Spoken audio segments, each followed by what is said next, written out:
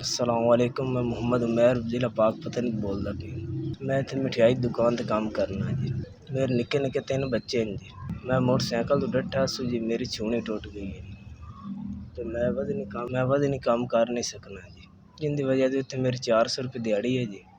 जिंदी वजह तो मैं बच्चों के पेट ही मस पूरा करना जी। माँ प्यो ने चिक्का घर का किराया ते बिजली ते बिल ही नहीं पूरे होंदे जी। मेरे निक्के निक्के बच्चे ने एक टाइम रोटी खाते ने, एक टाइम नहीं खाते जी। मैं एक बंदा करने वाला है। चल सही आसू घर का सर्किट चलाई रखा, हूँ सही नहीं, हूँ घर का सर्किट नहीं चलता जी। ये भी जुमेरात खर्चा देंदे जी, अद्धे देंदे अद्धे नहीं देंदे जी। घर का सर्किट नहीं चलता जी।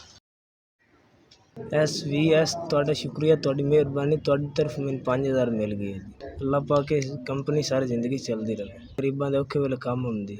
SVS ਅੱਲਾ ਪਾਕ ਤੁਹਾਨੂੰ ਇਸ ਤੋਂ ਗਣਾ ਦੇਵੇ। ਅਸੀਂ ਗਰੀਬ ਤੁਹਾਡੇ ਤੋਂ ਬੜੇ ਖੁਸ਼ ਹਾਂ। ਅੱਲਾ ਪਾਕ ਤੁਹਾਨੂੰ ਇੰਨਾ ਦੇਵੇ ਸਾਡੇ ਵਰਗੇ ਗਰੀਬਾਂ ਨੂੰ ਦਿੱਤੀ ਰੱਖੋ। SVS ਤੁਹਾਡੀ ਮਿਹਰਬਾਨੀ, ਤੁਹਾਡਾ ਸ਼ੁਕਰੀਆ। ਅੱਲਾ ਪਾਕ ਤੁਹਾਨੂੰ ਗਣਾ ਦੇਵੇ।